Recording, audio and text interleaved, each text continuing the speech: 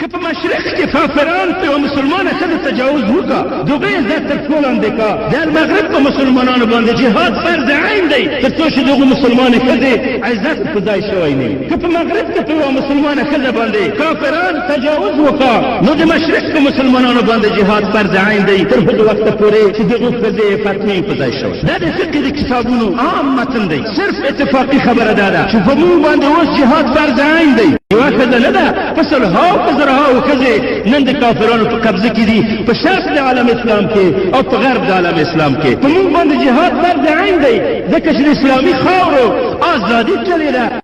غصب شوي دي فلسطین غصب دی بخارا غصب دی ترکستان غصب دی اندلس غصب دی په مشرق په مغرب کې زموږ خاورې غصب دي نه تنها زموږ سابقه خاورې غصب شوي دي بلکې اوس هم زموږ موجوده خاورې چې آزاد ځان ته وایي د ازادۍ جشنونه کوي هغه په خپل ملک کې د خپل سیاست اختیار نه لري